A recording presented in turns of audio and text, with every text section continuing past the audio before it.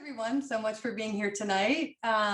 We're very excited to hear Brian talk. I just wanted to talk about one more thing from LACP, which is we have a new series that's beginning soon in August, on August 10th. It is called Conversations with a Curator. And once a month, we will be having conversations with different curators from around the country.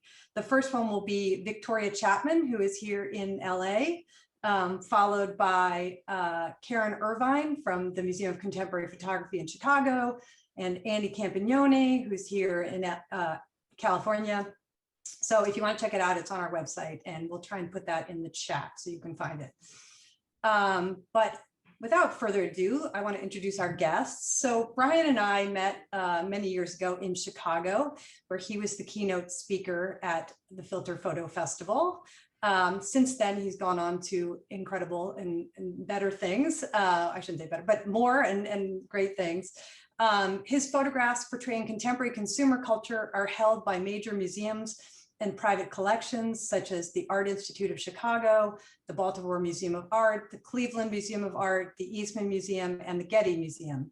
His work has been included in numerous group exhibitions at venues such as the Museum of Modern Art, Pier 24 in San Francisco, the Walker Art Center, the Museum of Contemporary Photography, and the San Diego Museum of Art. In 2009, Ulrich was awarded a John Simon Guggenheim Memorial Fellowship, and the Aperture Foundation and the Cleveland Museum of Art collaborated to publish his first major monograph, Is This Place Great or What, in 2011, which was later included in the photo book History, A History Volume 3. Brian is currently an associate professor at the Rhode Island School of Design, and we are so happy to have Brian here tonight. So welcome. Thank you. It's so wonderful to be here. And thank you for everybody at LACP for bringing me out. Very much looking forward to doing the workshop with some of you. So let's just dive in, because we only have we have to watch the clock a little bit. And let me just pull this up. Okay. Everybody see that okay? Yes. Cool. So, yes, I somehow have made a ton of work over the last, really since 2001. And 2001 was important to me because that was the year that I went to graduate school at Columbia College in Chicago, and I moved to Chicago. But graduate school, of course, coincided with 9/11. And that was actually supposed to be the start of our first classes. So I'm just going to take you a little bit into exactly how that all played out.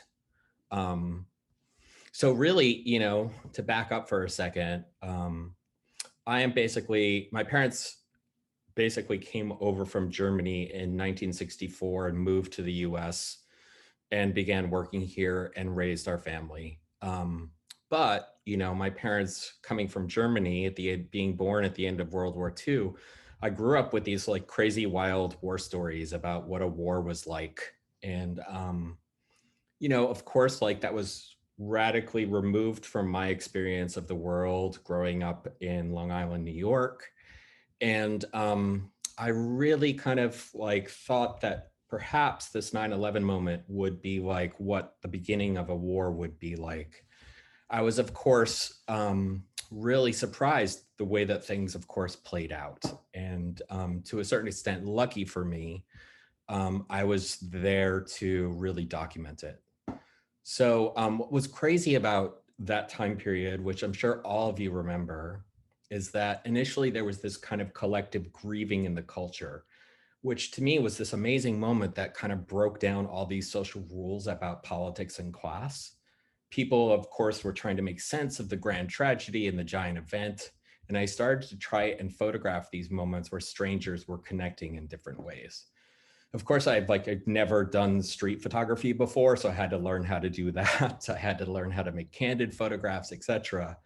And it took some time, but it was important for me to find something genuine and not fabricated.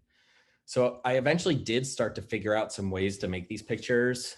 But then just then the dialogue and the messages and culture started to change, and media and politicians started beating this kind of drum of fear, which seems to cause a shift from a shared moment to an insular one. And the beginning of this kind of fear machine propagated this mythology in people's mind. So I thought, what place does that play out in? But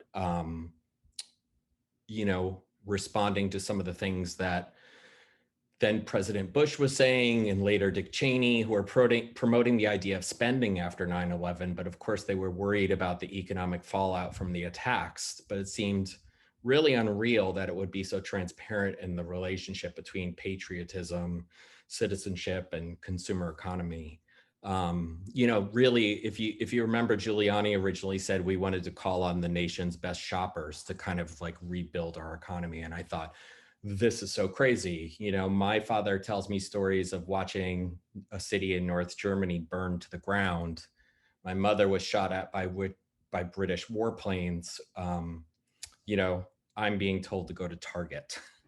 So I really initially just wanted to see were people actually doing this? And once again, it took some time. So I wanted to see if people were following this kind of patriotic consumer directive. And I kind of answered that question pretty quick because it was true, they were doing that. But it became apparent to me that something bigger was at play. And we were at this very specific moment in the history of capitalism where we weren't really going to pretend anymore. And our whole sense of security and happiness was determined by our ability to infuse the economic engine by spending at the dawn of the 21st century. So I was initially starting to see things and make connections to past cultures and past societies, and was fascinated by that. And again, this took some time. I started this in the fall of, or the winter of 2001. And it really in 2002, I think I got maybe 3 pictures that worked. And, my professors in grad school were giving me a hard time, but I just kept trying to crank out as much work as possible. And really March of 2003 was where, this picture was made, and the one of the woman on the cell phone was made, as well as several others. All of a sudden, everything seemed to click. Still doing this all with a film camera, with a medium format contact film camera, with 800 speed film that was pretty good in the crummy light that I was photographing. And, I thought a lot about how am I going to photograph people? It would have actually been kind of easy to make photographs that make fun of people or kind of showed the dupe hordes of greedy shoppers like we see every Black Friday each November. But it kind of dawned on me that the environment was so highly designed to manipulate an effect that little happens in these spaces by chance, right? Research led me to market researcher techniques as tracking, which is where shoppers' habits were written down, studied, photographed, videoed from the moment you enter the store to the moment you leave. Of course, now they just do that by giving you free Wi-Fi, and that way is the way that they're actually tracking shoppers throughout every store, or even pinging your cell phone. But this information, of course, was compiled and sold back to retailers, and I kind of started to use some of the same techniques to kind of subvert the commerce experience. So I spent a lot of time working on how to surreptitiously make portraits of shoppers. I wanted the photographs to function as portraiture in the classic sense, so that you felt like you could connect with the people in the pictures on a psychological or an emotional level, right? I really was trying to make pictures that, as opposed to being the kind of greedy consumer thing, but were empathetic and really tried to touch in something that was unique and individuated. And that way the viewer of the photograph doesn't look down upon the subject, but again, sees themselves in there like a mirror. Which then implies that we too are participants, and not looking at the other. And that's why the camera is kind of low and direct to the person. They're not confronting the camera. The photographs allow us to scrutinize an experience we aren't supposed to critique, right? That's, of course, why retailers don't want you to make photographs in stores, because they don't want you to, analyze it. Once we begin to do that, then the seduction of consumer objects and experience begins to strip away. It's then that you can return to the store with this newfound knowledge of its mechanics. It all begins to look rather obvious and weakened, right? And really what I'm saying there is that, what is being what's trying to be created, in most retailer environments is for you to respond to things emotionally, not psychologically or not intellectually. And I think that, just by doing this project, it helps people to divorce their emotions from what they're seeing because they can see the mechanics of the kind of consumer experiment, right? This picture, one of the gifts from the photo gods, which might be photo god Walker Evans in its reminiscence of the penny picture display. But it's so ambiguous and strange that hopefully it keeps and holds us and we keep continuing to read the picture, trying to make some sense. I love the suit on the kid that he's like obviously outgrown by now. This was like 2004. But yes, this family with their new possession. And the spaces were also important to describe. I started to get kind of cocky too, photographing without the permission, and began bringing in a 4x5 camera. It seemed like the more obvious I was, the less anyone cared. I wanted to use that level of fidelity to describe the reality of the experience, which is why it was kind of important to push that kind of camera size. But also it was just weird. Like I got so good at it and people would go with me and, I'd be photographing in the corner of a store and someone would come up to me and they'd be like, we're closing in 15 minutes. I'd be like, all right, I just need 10. And they'd be like, fine, right? Which was kind of amazing. Another gift picture. The whole project, I've been really trying to talk about this idea of a kind of hegemonic kind of force or conglomerate that was trying to control people, right? And I was trying to, again, make these equations between reality and the war on terror and consumerism, et cetera. And it all came together for me in this picture in Black River Falls, Wisconsin in 2006. And I loved that the threat level for that day seemed to be blue sky, whatever that means. But it, again, breaks down these mechanics and shows them for how kind of silly and kind of weakened they are. My first jobs were in retail stores, and having worked in these places myself, I was always perplexed to see the weak attempts to convince minimum wage workers to not just perform their job well, but to believe in the ideology of the store, right? That was like something, it was always the weirdest thing to me where like people would talk about the team and like, all the sacrifices as a worker there you had to make. And it was like, yeah, but you're paying me like $5 an hour. So yeah. That project, which was called Retail, basically was from 2001 until 2006. In the meantime, in 2005, what happened was Hurricane Katrina happened. Actually, I think it was August of 2005, if I remember correctly. And to me, I was really moved by that event. And that event so profoundly clarified the race and class problem we have in this country. Like there was literally nothing set in place to help people who were of color and in poverty and stuck in New Orleans. And I thought, like, how do I photograph that? And of course, like all these other photographers were going down to New Orleans and photographing the ruins, et cetera. But I started to think of that, like, where does that relationship exist?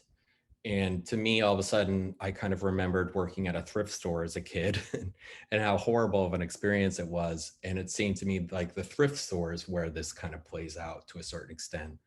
And the thrift store was kind of the basement of retail, where all our used up and discarded items go to be sorted and valued. The economic model created in the 20th century of growth had reached a tipping point where the production of objects outweighs the ability to kind of even consider them. This was a whole other set of difficulties because it's kind of a junk space. And I had to figure out ways to give reverence to these objects, which are, to a certain extent valueless. I mean, this, especially now, when you think of like what this wall is, it's gone, it's been obliterated. There's no history to it. There's no saving of it. There's no collecting of it. There's kind of nothing. And the thing that was great about thrift was the stores were happy to give me access because it was clear why I would want to look at them. They were struggling to deal with the massive amount of daily donations, sometimes simply throwing out items or letting them rot in a warehouse. Historically, thrift stores have been a space of exchanging of goods, often organized by religious community groups. Of course, that was before planned obsolescence. This was a Christian ministry donation van, and couldn't be more. One of the things that you hope for as a photographer is that your pictures age well. This is, of course, unfortunately for Brittany, aged very well because she's still trapped in this conservatorship or in the back of this thrift store van. And again, I loved the things that were happening. Photographing in retail stores, I used to see the same thing over and over. And there's only so many Walmarts and so many Targets and Costco's, right? But going into these thrift stores, they were like going into a museum of culture in our past. Like this one with the dead baby photograph, the Joe Cocker record cover, the two salt and pepper shakers that are shaped like tears with smiling faces on them. And of course, the used Vicks Vapo Rub. Here too, the portraits had to take on a new form. Originally, I set out, as I had in the earlier work, candidly, but it became clear that the language of that camera could easily fall into parody with these subjects. They could easily be the other again. So since I was spending a lot of time in the stores with a slow camera, I began to think about the people working there. And these people had the central role in the whole model, which is that they are the ones who ascertain value to these objects, which have been deemed valueless. That demands a more formal portrait, one that was more sculptural and still and gave prominence to the volunteers or some of the people there who are working off rehab or a petty crime. Others like the guy on the left considered himself an activist, and his role working at the store would help contribute to the environmental problems faced by the massive amount of goods produced.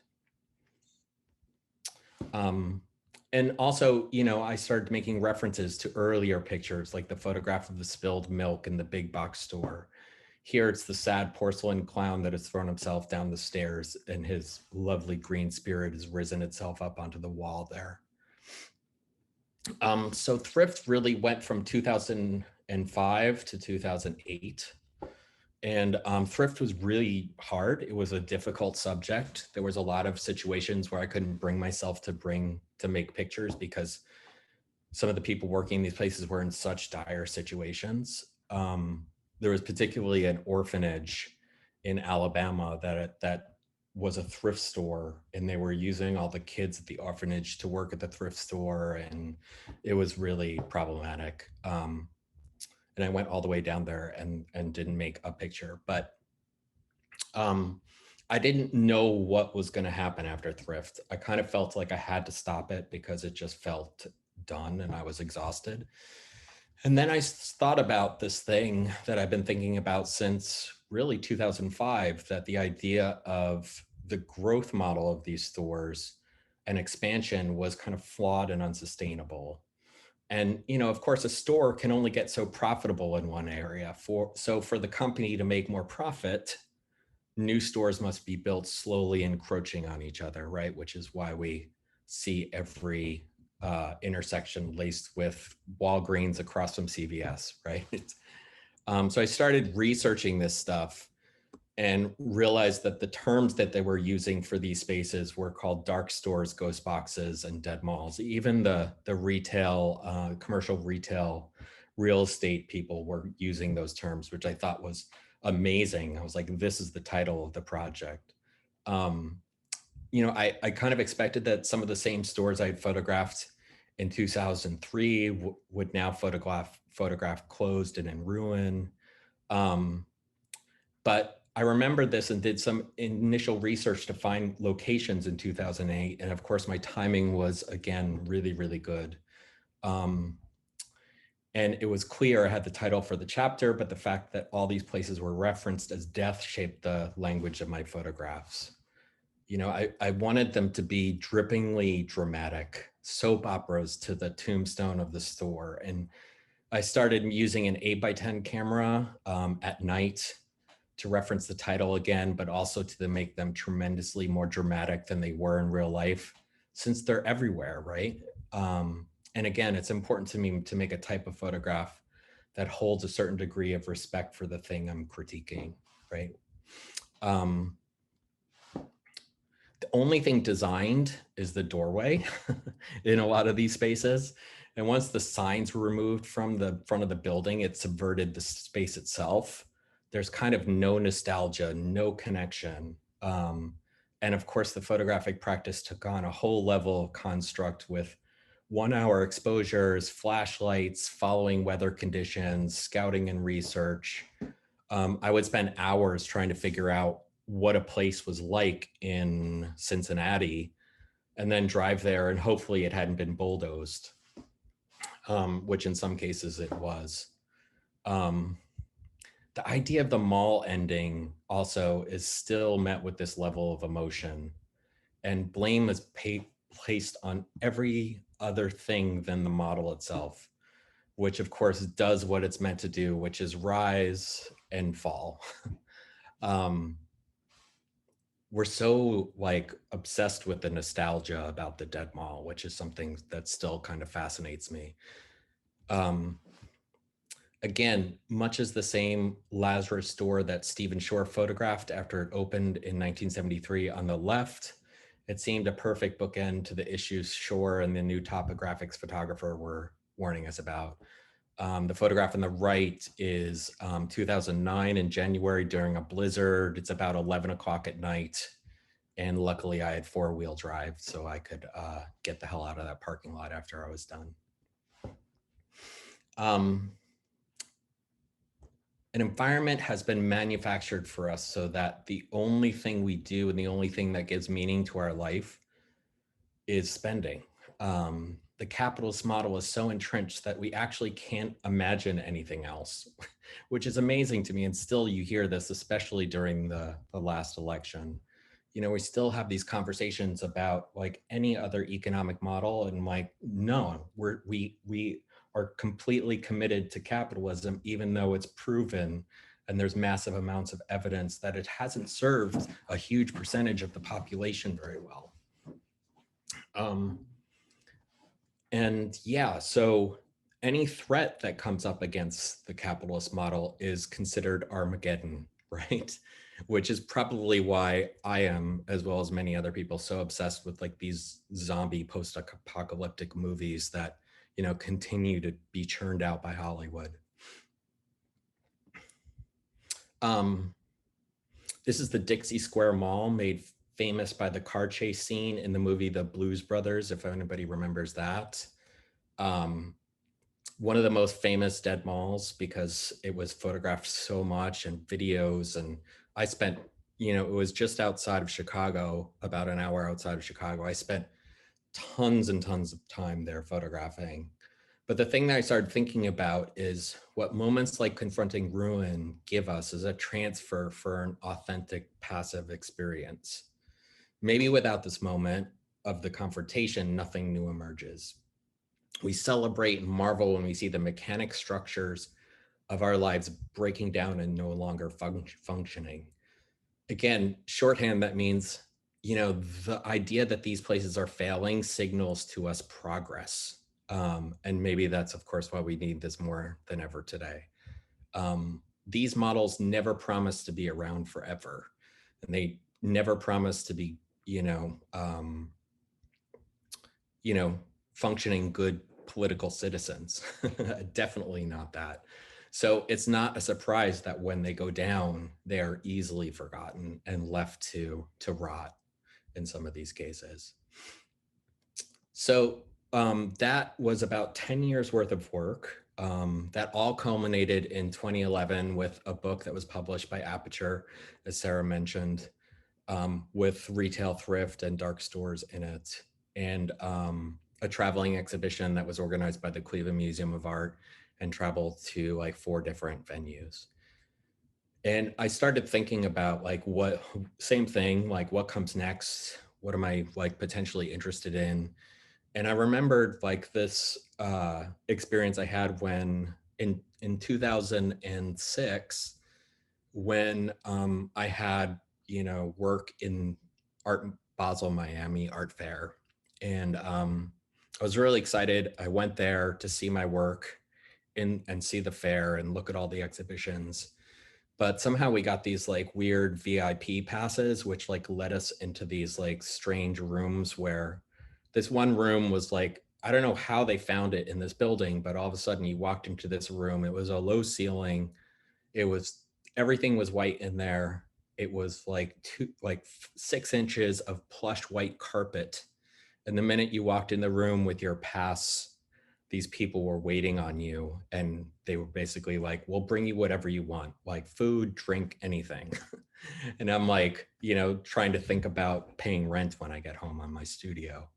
And I really became fascinated by this idea of this otherworldliness, or the kind of experience that wealth creates for people.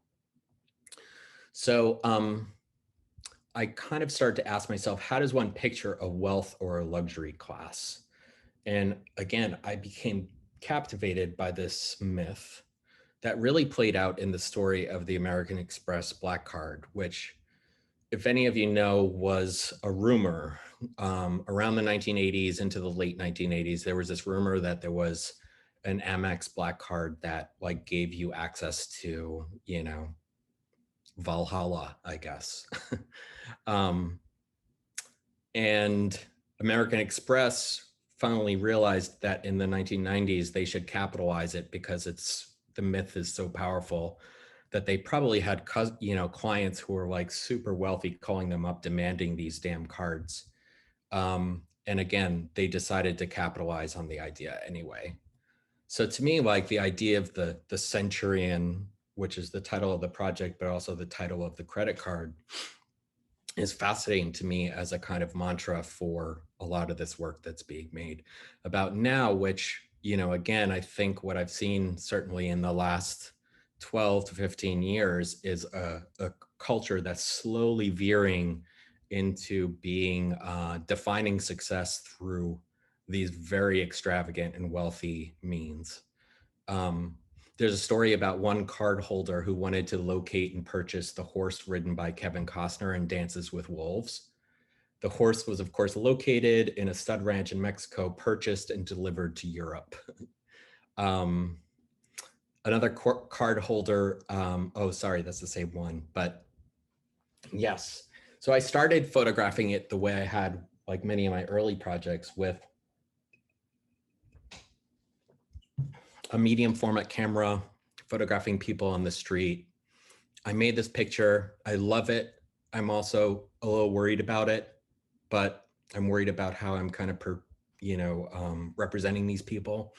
But at the same time, it's a really kind of simple picture. But once it kind of moves into the content of critique or criticism, that's where it gets a little fuzzy to me. But I made a lot of pictures like this. This is one of the only ones I still kept because I love it so much that these people are having so much fun with themselves. And then I realized, this question, which kind of kept bugging me, which is actually related to this picture. But how does one represent wealth without confirming it or being subjugated by it, right? How do you make photographs of wealth that like don't just make you feel like you're not part of it? And of course, how do you represent wealth in a way that just doesn't give it more power and make it more mysterious or more of a mythology? This is how it kind of began. This is on Rodeo Drive. This is the Gucci store, photographing through the glass. And, this is actually like 3 different negatives combined to make this picture because I had to make exposures for all the different kind of light sources in the image. But I really became fascinated by the store window and the window display. The display window, in many respects, is kind of the precursor to screen culture. And of course, not a coincidence that the rise of the display window is synonymous with the invention of the camera in the 19th century, right? So these display windows are meant to, of course, seduce you and, again, cause an emotional, visceral reaction to you. You can move around them. They promise that you can touch them, but of course you can't touch them unless you're able to acquire the thing, right? And I also love that the fantasy depicted in these window displays almost certainly have the power to become our realities, as we've seen in recent years, of course. It wasn't lost on me. This is Chicago in 2013. This is then one of the bloodiest summers in Chicago that Cole Haan decided to, put this up as a window display, which I thought was a good picture, but of course, very tasteless on their part. Again, this kind of leads me to what I was alluding to earlier, which is that there's this kind of trickle down luxury market. And more of our definitions of success have been defined by what was once a small percentage of the population. This, of course, brings to mind Guy Debord in his Society of the Spectacle, who writes, the first phase of the domination of the economy over social life is the obvious degradation of being into having, right? Which of course is all about the stuff. The more that you have, the more capital that you own, the more invincible you are. This photograph was actually these are all 8x10 camera at night. I am using all kinds of fabric and dark cloths to block out any reflections. And this was the Statue of Liberty's eye in a Tiffany window with a diamond ring stuck in the middle of it there. And of course, like I'm sure many of you are familiar with this, which is, of course, LA.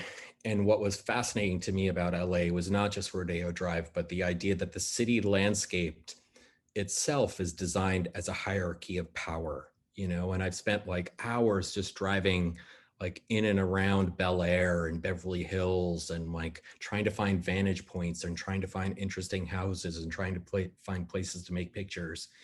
And what flummoxed me was there's so little access, whether it's a hill or a fence or something that kind of blocks you out from ever being able to, for anybody living in those places to even know that you're there. The co-joining of success and desire is actually really this modern concept, one hinged on the prospect that any viewer could potentially become, own, or be the object of envy that's depicted in the image.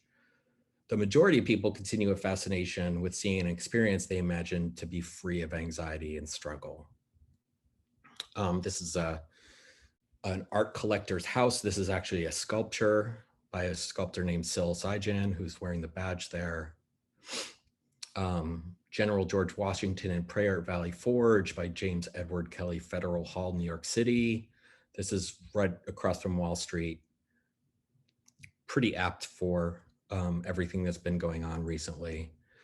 And then I started to consider photographing homes, and through this came across this idea of these modern domestic castles.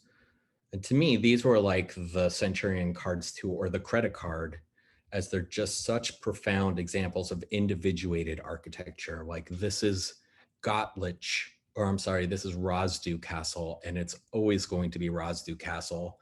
And, it's very difficult to like move into it and feel like it's your own place because it literally has someone else's name on it, which is the antithesis of the way most architecture works, right? It's supposed to be consumed by many different people over time, and it doesn't matter as long as only to the most current owner. This is Marisol in Alexandria, Virginia.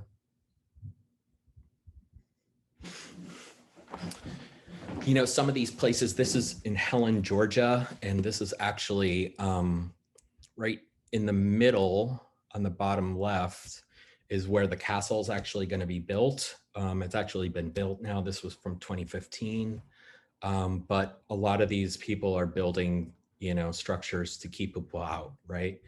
And makes me think about the outcome of absolute power is kind of total fear.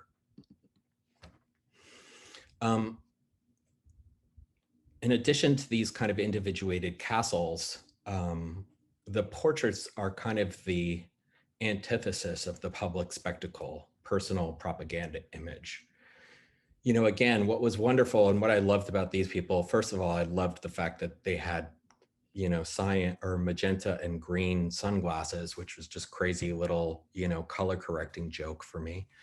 But I loved that, like, they were trying to do the coolest thing possible and trying to control their image. And somehow, you know, myself, a combination of what I did and what happens with the 8x10 camera kind of wonderfully subverted that. So it still feels like it, you know, it brings them down to a certain extent. Again, this is kind of this active role in which representation hopefully causes self-reflection, right? And again, something I'm really been thinking about with these portraits and the people in Centurion is that one becomes keenly aware of how we're making judgments of those represented, right? This was actually a mural on a garage in a home in Hollywood Hills that this guy put there. All the neighbors hated it. And he was being fined like $400 a day and he just didn't care. He wanted to have, you know, that. I found some of these homes are in fact not simply embodiment of fantasy, but a return to architecture as defense. This guy was in West Virginia, and he was worried specifically in 2015 that the US was now a police state and we were moving toward martial law. And this was his, he had no cell phones, he only had CB radios in there. Wild experience. Excuse me. Portraits, which I'm going to be teaching the workshop about, I think are in a sense kind of inherently narcissistic, right? We kind of bounce our psyche and self-image off of who is being depicted. And I'm fascinated by this equation and enjoy how, like, Christina here makes you feel beneath her, right? And again, this is just like waiting on the street for a long time, trying to find somebody you think is going to be good for a photograph. I loved her blue shawl against the yellow gold background. And I think I made 2 exposures. This is Emma and her daughter, like, she was holding her out towards the camera, so she falls out of focus, which I love. But she also didn't want the baby to touch her clothes, which I thought was very, very strange. But again, like, thinking about these people, I also don't believe these tales that money does not buy happiness. As really, what are the effects of an experience that's not based on a struggle to survive, right? Yes, there's different anxieties. Yes, there's different difficulties and challenges. But like, just when you take the equation of struggling and living to survive out of the equation, that's what I'm kind of looking for in some of these people.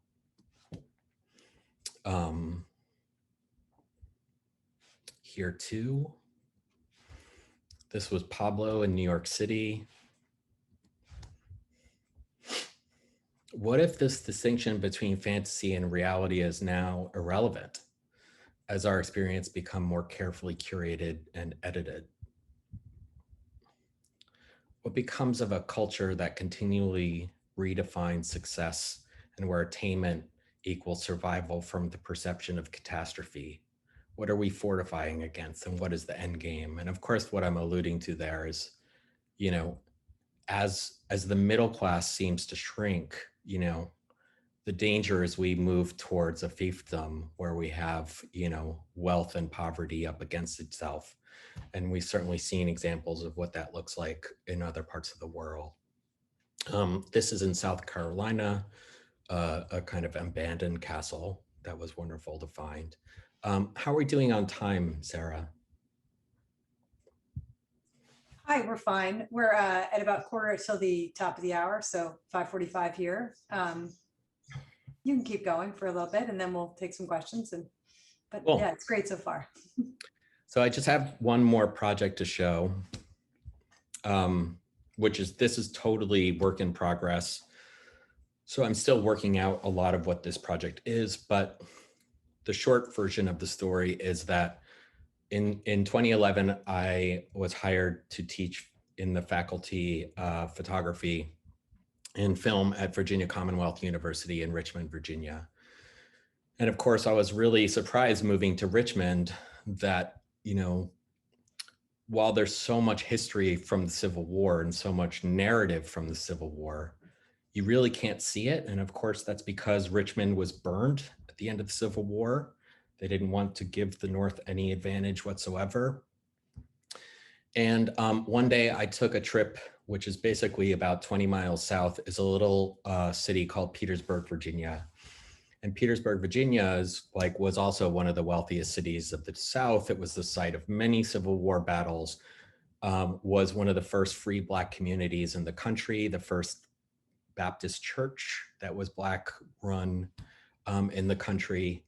And so it's this kind of city of firsts, but no one knows about it because it's also been one of the poorest cities in the South and been really struggling for a long time. And at the time I was thinking a lot about resilience and what resilience means. What does it mean to, again, like somebody living in poverty as well as, somebody living in this community that is rife with social and cultural problems. So while I was down in Petersburg one day, I went to the reference section of the library and I found this amazing 9-part photogravure book called The Artworks of Petersburg. And basically this was from 1903. It was a group of photographers who were paid to, go to Virginia and make this kind of weird, amazing, large format, large plate pictures of the town and the city. And I'm only going to show 2 here. This is the former canal, which doesn't exist anymore. But I also love this, this wonderful gazebo in what was then called Central Park with these 2 little girls looking like they are right out of an Arbus photograph or Stanley Kubrick's, homage to Arbus in The Shining. But, I started thinking of these pictures as a kind of template and what, maybe there's a lot of things missing in those pictures. Wouldn't it be wonderful to make like a 2020 version of that book? What would that look like? So I actually started working with a graduate student of mine at the time named Stanley Walakwanabwa and another photographer who lives in Richmond named Shane Marashalo. And we started going to Petersburg and it was really, I was still working on Centurion, but Centurion was difficult because I would go to LA for like a week and photograph around the clock and then come home and not go back for like 2 months again because, it's expensive to do that. Whereas Petersburg, I could just take a drive down there. Someone told me they had access to an abandoned hotel roof. I got up there and made this picture at dawn and went home and taught a class. It was really kind of wonderful. But in 2014, I left Virginia for the Rhode Island School of Design. And so I've still been going back there and making photographs. And this last year, I've been on sabbatical and I've, one of the things about portraiture is some of the portraits in Centurion really kind of scared me, meaning that I was so, they depicted people with such intensity that I kind of like had a hard time reconciling what that meant in a photograph. I like that. It's really powerful. It's alluring, it's seductive, but I wanted to know what that means and I wanted to be able to do it more. So I started spending a lot more time just this last year. And I've been basically going once a month for about a week. And same thing, photographing around the clock.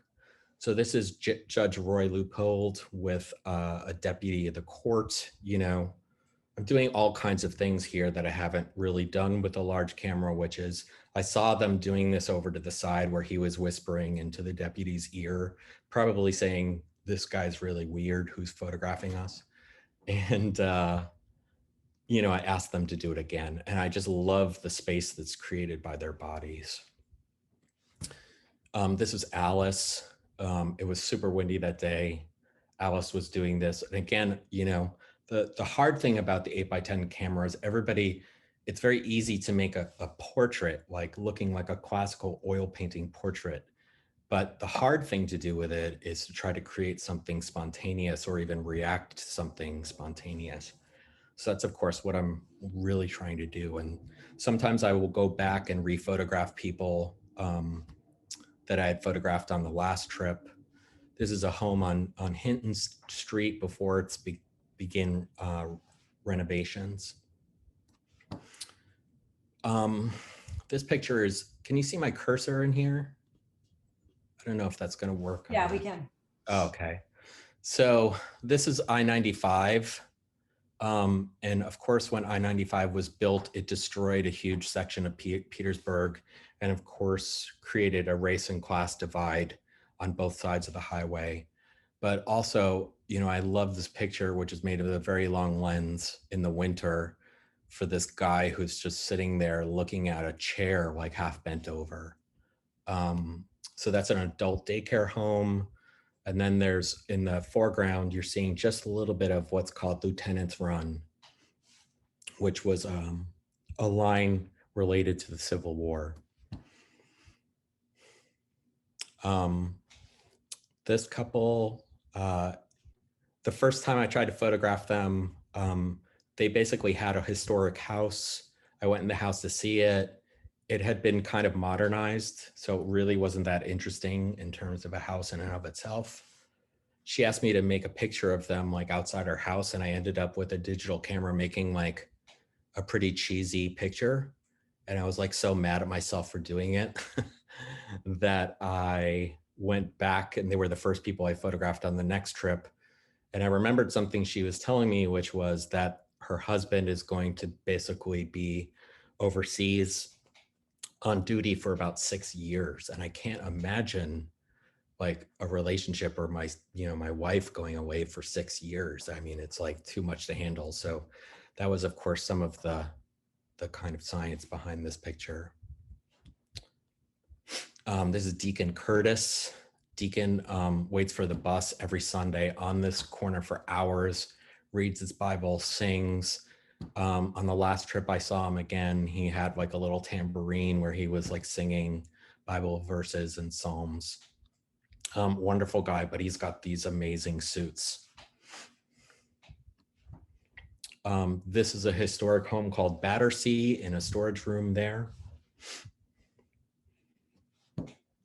This is a gentleman named Bill Nicholson, who has recently moved to Petersburg from New York, has been buying up a bunch of homes and rehabbing them, and really, you know, is excited about revitalizing the city. So there's this real, and again, like it's not lost on me that these divides are very, you know, are racial, where you have like this group of white wealthy, you know, homeowners who are really committed to making the city a better place. The hard thing, and it's really hard and it's very complicated, is like, how do you actually like include and be inclusive and aware and compassionate to the many poor people who live in this city, who have been struggling for generations ever since they've been brought to this country.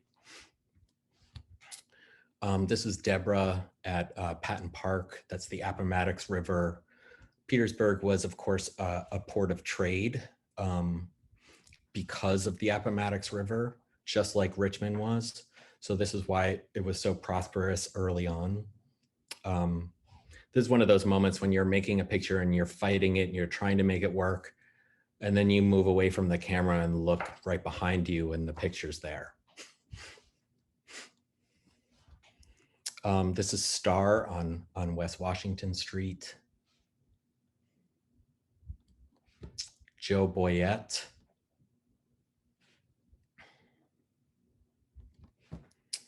and Mary Mitchell, who was another one who I made 6 sheets of film of her on the first visit. I wasn't happy with any of them. First thing, like right out of the gate on the next visit, I went to her house, and the light that morning was pretty fantastic. And this is a window display, which of course is a theme of mine from Centurion. But this is at a department store called The Globe, which during segregation, the Globe, I don't know if this is true. This is a story that was told to me firsthand by somebody who lived in the city, that the owners of the Globe, which was a department store, rather than serve Black customers, decided they would just close. Now it's an antique shop. And that's it. That's where I'm at. Thank you. Thank you so much, Brian. That was really extraordinary, and so much work that you've done since I last saw you. So, probably 8 years ago. Do you want to stop sharing and we can start to take some questions from the audience? Yeah, that would be wonderful. I think we have a few, but before we start in on, and please everybody, feel free to write what any questions you have for Brian. Let's talk about portraiture, just because that's what you are going to be teaching. And you and I had this conversation yesterday, and you said portraiture actually scares you, which I think is a great thing to talk about, because I think it scares a lot of people. So how do you overcome that? And also kind of, what are you looking for? What makes, you said that last picture, you made several and it didn't work. What is the ingredient that you're sort of looking for? Yeah, so portraiture is terrifying, like in many ways. It's a crazy, ridiculous responsibility to ask yourself how I can borrow this person's image and represent them, right? And I'm also fully aware, as photographers, we're all pretty aware that the portrait doesn't always represent the person. Like Emma holding the baby doesn't say anything about her as a mother. I mean, people might come to those conclusions, but we have no idea what her real life is like and what she's like outside of a picture or anything, right? So I again, like, that's this heaviness, which is trying to grapple with the weight of somebody and the history, that they've experienced. Like in Petersburg, I'm trying to photograph as many different people as possible. A lot of people are connecting me to other people in the community, but I'm also really looking for people who, you can see that sense of resilience in their face, or making a portrait that suggests that, right? I'm looking for lived experience. It's a hard place, and I kind of want to see that in people and know what that looks like. But I also want to pay respect to that, so that the pictures are also, at least for me, compassionate. I also am well aware not everybody's going to like their pictures. Most people, I don't like my portrait, most people don't. And, I try to warn people about that as much as possible. But the idea for that project will all wash out in an exhibition in town when the other 2 photographers are done, as well as a book. So. And I was going to ask you about that. So you mentioned there's 2 other photographers working on this project. And how has that been working on sort of a collaborative project, or have you been talking or showing work, or are you sort of all with the same goal in mind, or how's that work out? Yeah, so we're constantly talking about what the project is and what it needs,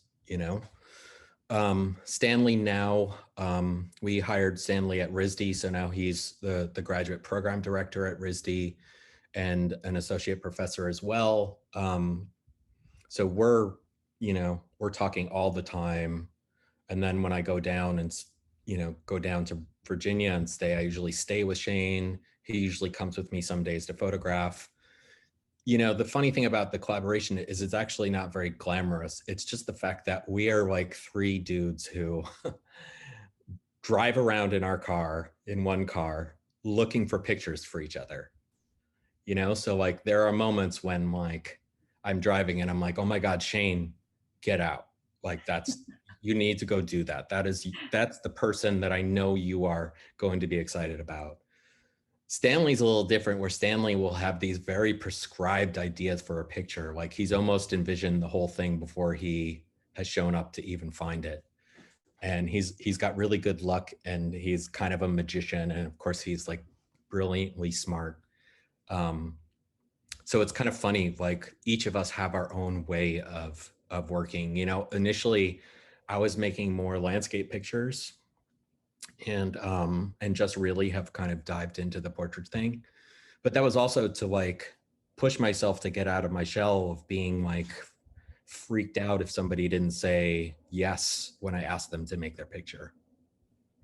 So it was really, you know, for my own just like development as a photographer, like cathartic to just continue to push myself past that. And then to also, once I got past that, see if I can push the idea of a portrait into a place that I haven't done before. It's funny. I mean, the way you describe it, it's like asking somebody on a first date, basically. You know, if they say no, you're a little bit like, oh, and then you don't do it again for a while. Oh, Um, it used to crush me, you know. So yeah. during Centurion, I would always have somebody with me, and I would basically be like, okay, I'm going to set up the camera. You go ask them, and if they say no, don't tell me. Just come back. So they would ask for, so somebody asked this question because the Centurion, obviously the portraits you're making there, there is a delicate balance. You're photographing people who are wealthy, and you're showing kind of their wealth. I mean, that's what you're showing about them in a way. You're showing their humanity too, but there's a lot about sort of what their life is and their lifestyle. So when you say you had somebody, so you would set up the camera and they would say, I have this friend, Brian, who is a great photographer who's going to take your picture, or what did they, you don't know, what did they say? Or did they just say, my friend wants to take your picture? I don't know what they wanted to say. I didn't want to So know. you really, and you If never I did it would, yourself? if You always had somebody else do it? Yeah, I mean, I did do it myself for a while too, but I started to get really like anxious about the whole thing, like on Rodeo Drive. The other thing that happens on Rodeo Drive is you set up a giant, like ancient looking view camera on the sidewalk, and just people walk up, you know, like everybody's like, there's probably a million pictures of me on Instagram walking around with that camera on Rodeo Drive, because like, it's like, wow, tourist thing. Like, look at that. How weird, you know? Right. But would that help? Because then you strike up a conversation, and then you could say, um, Totally.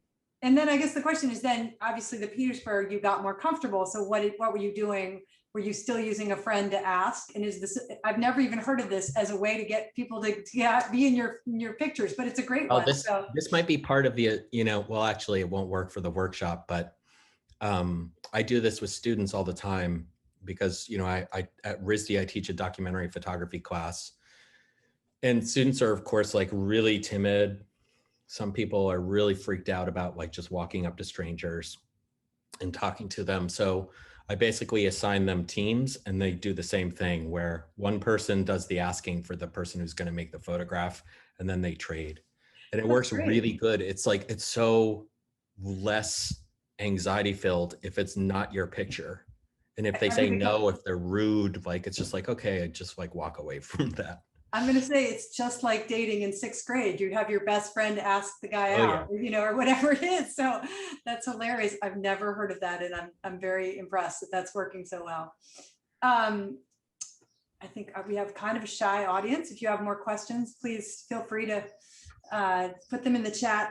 I want to ask you, sort of going back to the whole thing, I think what was fascinating and what I didn't know about you is your background. And I've said I am the daughter of a British immigrant to this country. Not that it's different to be an immigrant if you're from England, but still a post-war England mother who grew up in post-war England. And frugality is the name of the game. My mother still has a toaster from 30 years ago, even though toasters are $15 at Target.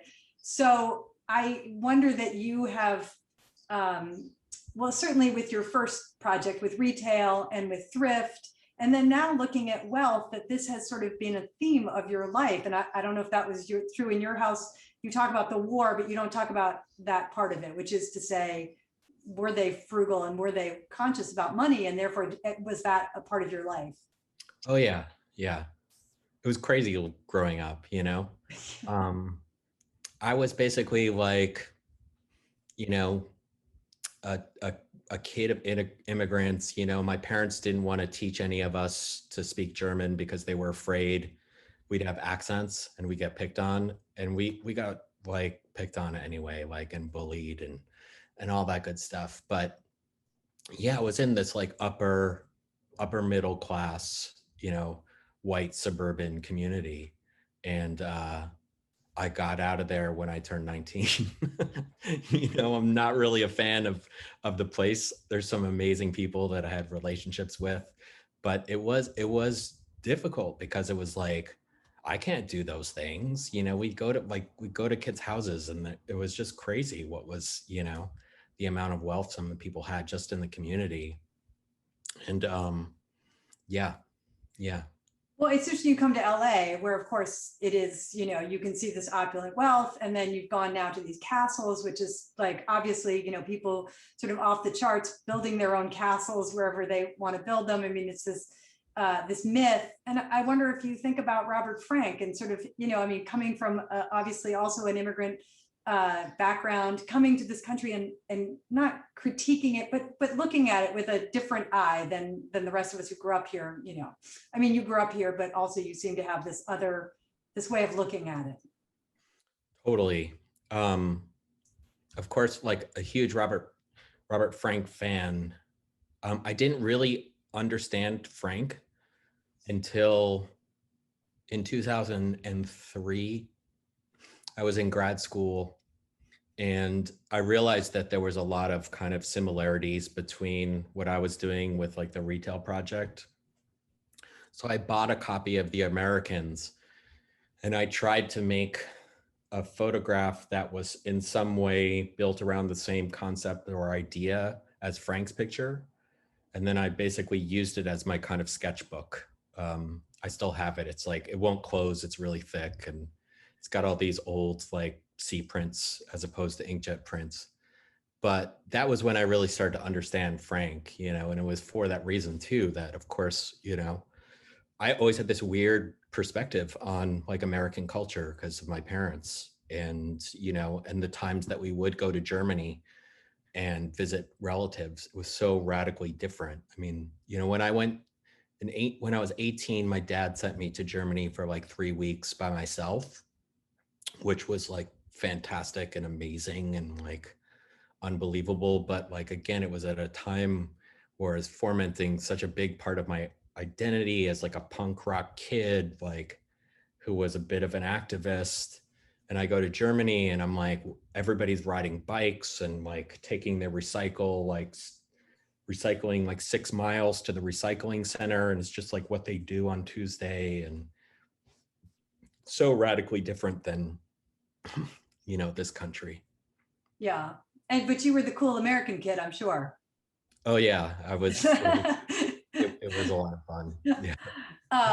No, I see the Frank influence. Obviously, there's the picture of the car that's covered that you talk about, that's sort of the homage to Frank. But certainly, I think that you are also, what I find incredible about your work is that you respond to the moment that we are in. The fact that you took, 9/11 and you sort of built on that. And then, of course, as consumer culture, as we, were told to go out shopping, and then as the economy collapsed in 2008 or 2009, you were looking right then. I mean, it's incredible that you're able to respond to the moment so well. And I wonder, how do you feel that Petersburg do you feel like it's responding to the moment that we're in right now? Yeah, definitely. I mean, to be honest, like one of the nice things about Petersburg when I first started working on it was feeling like I didn't have to hold that burden, because it's something I just has become a big part of my practice, and I've like held on to myself. And there's been a lot of things that have happened that I haven't been able to respond to because I'm like a full-time professor and we have 2 kids, and like, I can't just like some photojournalist or magnum photographer just like vault myself around the world for 3 weeks and and make pictures. But the thing that's cool about Petersburg that seems to be what's coming out of it is it's an analogy for so many places in this country. Like it really, like I think it's kind of this microcosm. You know, it has like one of the first Black-owned business sectors, which is almost totally gone. One of the first free Black communities, which were homes that were built specifically for freed Blacks. Um, you know, that's called Pocahontas Island. And a lot of that is gone, but there's still some of it. But, you know, and again, like, as we're trying to, in this particular moment, reconcile our relationship with our history, it seems like a really kind of good thing to try to do that in a place where a lot of it played out in these very significant ways. Yeah, I think that's definitely coming through in your work. We do have a couple of questions. Sure. Mary Farmouth, who I know you know, and I know as well. Hi, Mary. Says it's so great to see you and hear you talk about your work. I miss our grad school crits. My question for you is, what difference do you find making pictures of people shopping versus making these latest portraits? Is one harder for you than the other, and why? Yeah, no, that's such a good question. You know, there was basically a collector who reached out to me like right as the pandemic started and said, you know, like, this is like your thing. You are like the person who's like has all this experience doing this. Like, you should be out at these stores, like photographing people, you know, during the pandemic. And I'm like, really? I mean, first I was like, I don't know if it's safe to go and do that. But after a while I did. And part of it was related to an assignment that I got for Esquire photographing. But it's kind of amazing that I can kind of slip into that method of photographing and still pull off some pictures that I like and enjoy. But I also feel like, you know, that's such a different kind of photographer that, you know, one of the things that I try to do with each project is become a little bit of a different photographer. You know, candid street photography was all over the retail stuff. Thrift store was really about like slowing down and using a 4x5 camera and photographing junk. And then dark stores was all of a sudden, I became this like architectural landscape photographer photographing at night with these flashlights. And again, like I didn't know how to do any of that stuff. And it took quite a while to learn. And then even with Centurion, like all of a sudden I found myself being like a still life photographer. And I started digging into Edward Steichen's commercial photography that he did for Vogue magazine and Harper's Bazaar. And though if you haven't seen them, there's actually not that many to find, but the ones that you can find with a Google search are absolutely stunningly fantastic. So yeah, I'm like, you know, that's a big part of how I go about doing things. And again, I'm trying to push things in Petersburg as well. So, but you know, I think the thing with the 8x10 camera, which is crazy. It's so, I don't advise it for anyone. It's like $33 a picture between film and processing. It's brutal and it's a lot of work and it's really easy to screw it up. But when it works, it makes a kind of portrait that I think, you know, to me, I don't see any other way of trying to make a portrait, you know. And there's times where I still shoot with a Fuji medium format digital camera.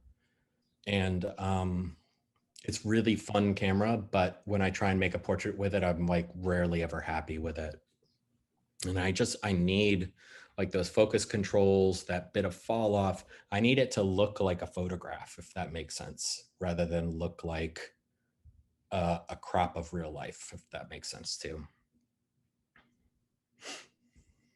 Thanks. And somebody, Lynn, asked if you talked about, she said, your work is amazing. And in thrift, you said the access was so easy. And why is that?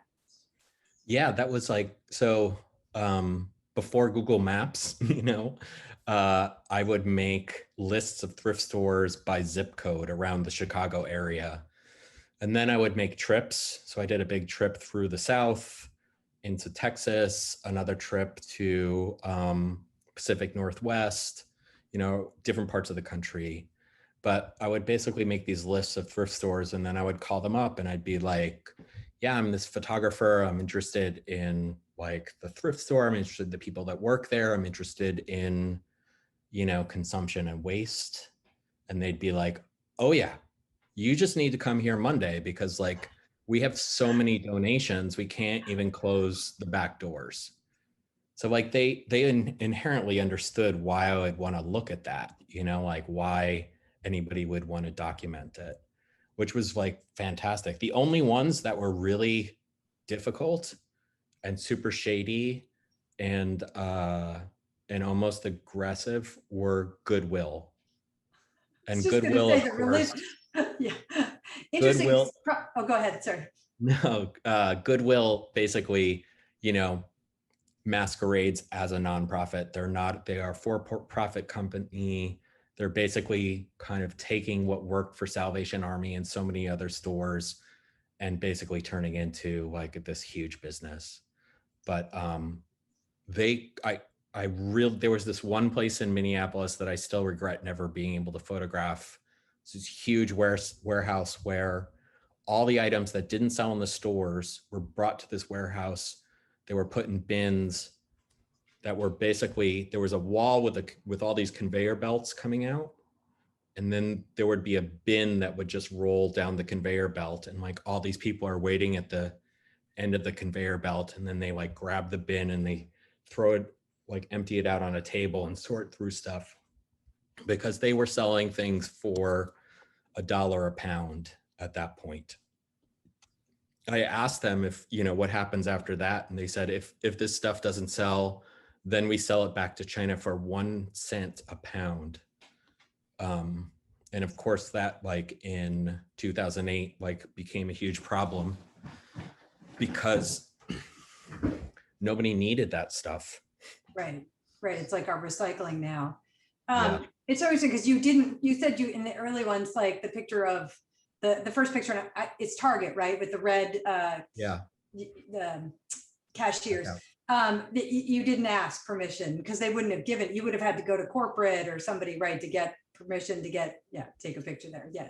Yeah. I tried and it was like, no, they're not, Because you weren't going to show them in a flattering light either. So you weren't going to, yeah. Yeah, I mean, it's always this thing, which is like, again, like this part of being a photographer, which is still weird, which is, the same thing as some of the portraits, which can I take your picture? You may not like it. It might not even be flattering in the least, but I think you're really important, Right. Well, unless we have any more questions, which we're still open for, I'm going to ask you, LACP, at the end of all of these Inside Photography series, we ask the photographer a couple of random questions, I will say, or they're just questions outside the photography realm. So the first one is, what is your favorite book or movie? Oh, man. I'm going to say TV show. And I can't think of one. I mean, okay, two. I'm basically a huge sci-fi nerd, and my wife's always giving me a hard time about it because she like comes down and there's like some zombie eating like some running white people down the street, and but I love that stuff because it's just total fantasy. Like it's not related. Like I read the news like all day long. Like I'm constantly combing through different news sites again to kind of see what's going on in the world and if there's stuff that's potentially any kind of tipping point. So my, in the evenings I have to escape into the fantasy world. It sounds good. I wonder if there are ever going to be zombies in your photographs. Maybe, 10, 15 years, something. Oh yeah, I'll figure out a way. The next question is, what is your favorite drink? Whiskey.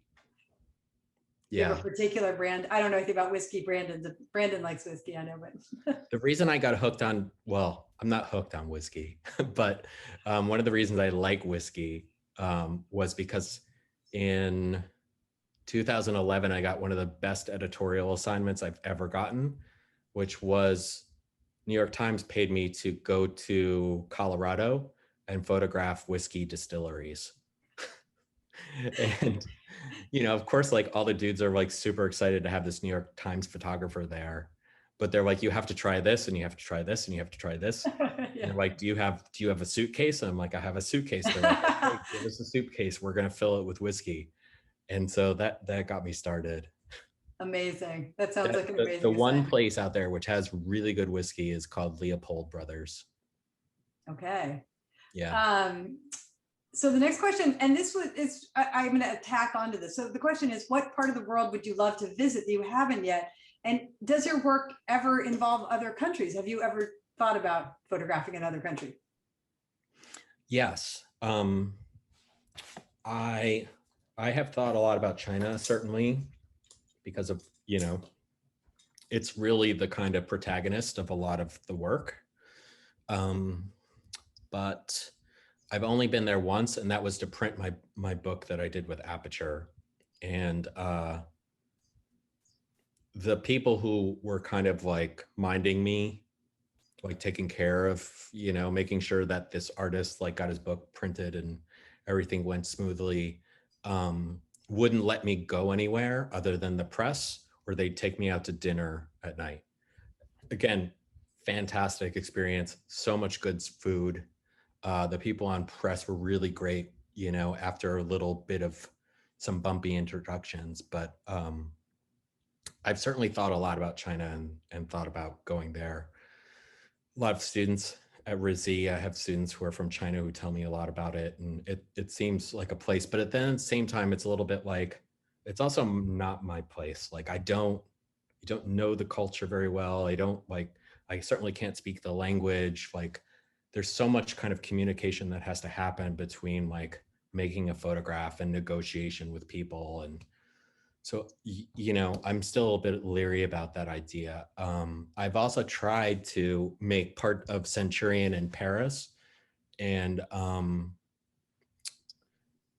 I tried basically borrowing a friend's digital medium format camera to make those pictures. And they it just, nothing worked. It was one of those trips where like I'd spent all this time going to Paris, thought I was going to make all these pictures, and every step of the way something went wrong. I'm like, okay, maybe that's a sign. Yeah. So I don't know where I'd want to go. You can pick another. Yeah. Ideally, like I'd love to be the photographer who makes like these amazing, beautiful landscape pictures that everybody buys, but for some reason I can't really pull that one off. So. Well, so the next question is, what profession other than photography would you have enjoyed? Oh my God, I was actually thinking of this one today and now I've forgotten it.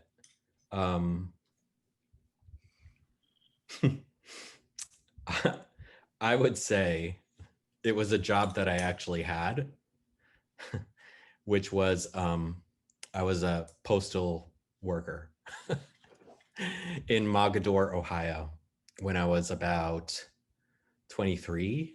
I dropped out of school for a semester and got a job at the post office and was delivering mail in this little town called Mogadore, Ohio.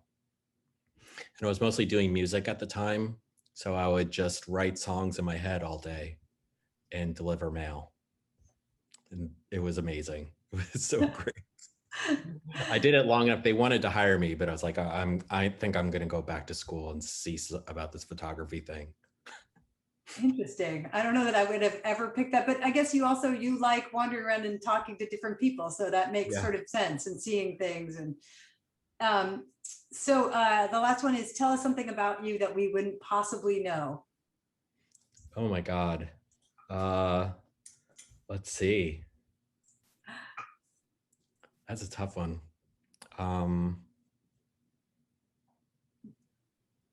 That you want to reveal. That's what I should have said at the end of that. Yeah. Yeah, I mean, let's see.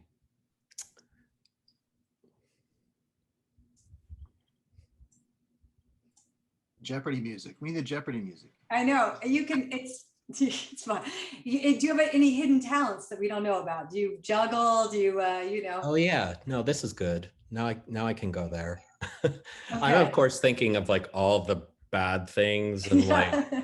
I'm like thinking about like conversations I'm having with my therapist, and I'm like, yeah. No, no, no. But yeah, no, I think people don't know that I love like riding bikes, and I grew up riding BMX bikes and still do with my son.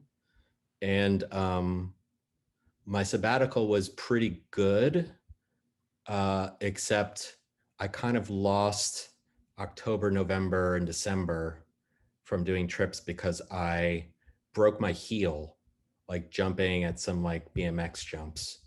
And I basically like I'd done them a million times before, but like this time I missed the landing. I went like too fast and put my foot down, and my wife was there, and I'm like, can you Google like broken heel? Is that possible? Oh. And she's like, oh yeah, it is. And I'm like, I think we need to go to the hospital. Well, So again, yeah. I would never have guessed the BMX bike. So you're going to get back on the bike, I take it, or you probably already have, yes? Yeah, oh yeah, yeah. It's still a wonderful feeling, still a good thing, and it's of course wonderful to experience that with my son. I'm sure he thinks you're the coolest. That's great. I Um, mean, not that cool because he watches dad fall a lot, but you know, it's all good. well, thank you, Brian. Thank you so much for sharing all that work. It was really extraordinary to see and hear everything you had to say. As everyone here knows, Brian will be teaching for us at the end of July, and we hope to see you again at a future talk or class or membership event. So thank you all for being here tonight.